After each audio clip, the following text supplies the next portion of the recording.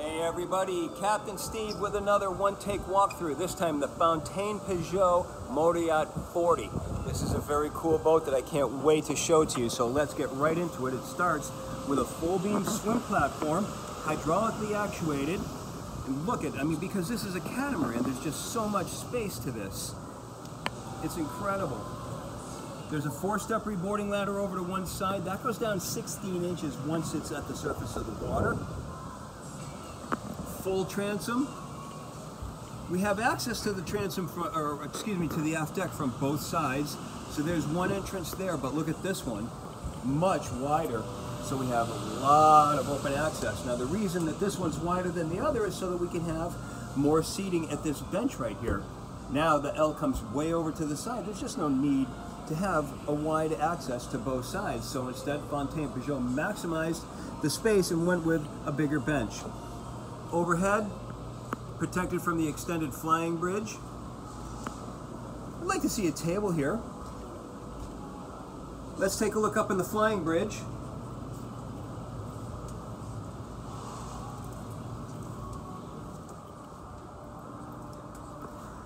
First of our, not the first, the second of our outdoor entertainment venues. Seating over here, there'll be a table in another model that has beverage holders in this area here. And then the seating wraps around and pop-up lighting in the middle of the table, which we have not seen before. Helm, 15-inch Garmin display, tilt steering wheel, 7-inch Volvo Penta display, and the Volvo Penta engine start-stops, digital engine controls, joystick, VHF in the back, and the remote for the spotlight. Wraparound windshield. At the bow, chaise lounges. The seat back ratchets up into 3 positions, and there's big storage up in front, in between the two, that holds not only just ginormous space, but the entire all-chain road. And in the center is the Delta plow anchor. Cleats are mounted to the cap rails, so there's no need for chocks or chafing gear. Now, here we have another lounge with the center that comes up to give you leg support. That's a kind of comfortable feature. And here you've got a sink, all teak, grab rail, storage, and refrigeration. So let's come on back down.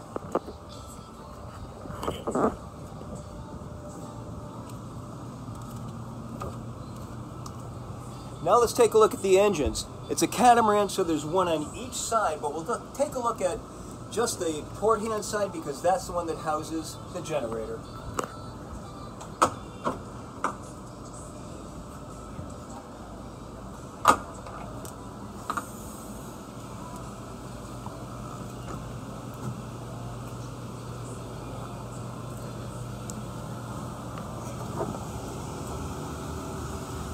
So here, we're IPS driven, IPS 500. There's a hot water heater to the aft port quarter, fuel filters with a crossover in between, gas water separator for the generator exhaust. There's your generator air intake, 10 kilowatt fan to pitch your generator inside the shield, battery chargers, 1 set of batteries for the engine start, and then house batteries. Hydraulics for the platform. And notice we have easy access to the pod right behind the engine. So no need for a jack shaft, it's attached right to it. And we don't need to worry about headroom because the hatch is huge. So we can just pop our head right out of the hatch and have access to everything we need. Inch and 3/4 soundproofing underneath the hatch. So as we make our way inside, the door opens this wide, or this whole section of door can go over to that side so that we have a serving area from the galley to the aft deck. One big benefit of having the galley located aft. So this one features U-shaped counter, induction cooktop, double basin stainless steel sink. That is an oven, not a microwave, and there's storage underneath. Storage, storage, storage, storage. Storage in the deck right there. Sorry about that. Storage right there. Over the other side, full-size refrigerator. Now, small seat, large couch, and another small seat just ahead. And this will rotate like this. So it rotates out of the way like that, and then you open this up. This one does the same thing. So sorry, I'm doing this with one hand, guys. And now, let's step back and take a look. Much bigger dining area. And this is on a high-low set of pedestals. There's the switch for it right there, so we can convert it from dining table to coffee table. Okay, that's going down now. While we let it go down, take a look at the Helm. 15-inch Garmin, tilt wheel, 7-inch Volvo Penta display, autopilot, and engine start stops, defrost fan for the large windows up front. And notice there's a huge eyebrow over the windshield that really knocks down the glare. Opening window to one side, digital controls, joystick, and space for stuff. Okay, now there's the table down in the coffee table mode. And of course that's going to be much better if we have these sections closed off when it's down this low. So I'll give you a look at that.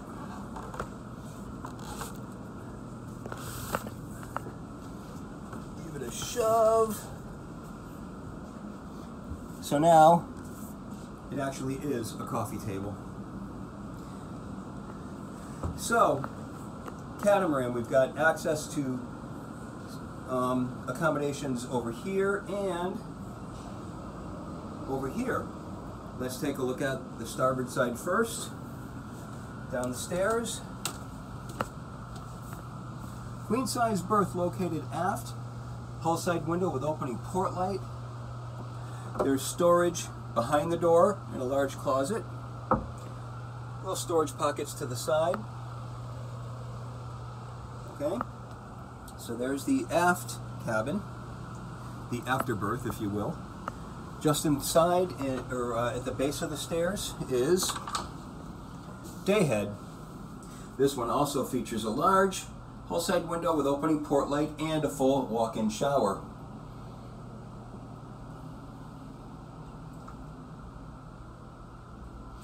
So this dayhead will also be the shared head between this first stateroom and the forward stateroom, which in this case is over under bunks. We can also get this with a single queen size berth like we saw in the aft cabin. But I kind of like this arrangement much better. And there's another storage locker right there. Storage right there. There's storage everywhere on this boat. This is a wine chiller. Wine chiller. Back up again. And now let's check out the owner's suite. We come down this set of stairs. Chips made electrical panel right there. There's storage there. Hull side window, storage, storage, storage. Now this storage compartment can either be left open as it is here, fitted with a combo washer dryer, or refrigeration for those late night snacks from the master stateroom. Did a real nice job on this. The berth is facing this hull side window. The trade-off, a slight incline because we're so far against the hull, but I have not found that to be a problem as I was walking around here, so no points taken for that, but I did want to mention it. There's a seat next to the bed and a seat on the other side of the bed. Then we have a seat with a vanity. Shelves just above and pre-wired for the TV. And then check this out. Here's the master head, storage, countertop with a sink, mirror just above, storage, and look at on the other side. This is an open walk-in shower. This is cool. Look at this. So here's your shower. Glass partition is all that's there. So here we are inside the shower. And there's outside. Really nice feature. And then the door just ahead closes off the water closet. A lot of nice features on this boat. I think Fountaine Pajot did a really good job on it. They seem to have taken a lot of lessons that they've learned from their larger boats and applied them to this one. And I like the way it came out. I took it out on a sea trial today in 2 to 3 foot seas. And I found about, I think it was 21.3 knots for a top speed, which is really good in 2 to 3 foot seas. On the flat, their report it does 22 and a half, which is reasonable, powered by IPS 500s. It's also available with IPS 400s. But if you tried to order it with that, they would call you up and say, are you sure? You can have it, but it's a much better boat with the 500s, and of course there's much better resale value when you go to trade up. But that's my look at the Fountaine Pajot Motor Yacht 40. So thanks for joining me on this one-take walkthrough. If you liked it, make sure you smash that thumbs up button, and please hit subscribe because there's plenty more coming. And this is Captain Steve. We'll see you on the water.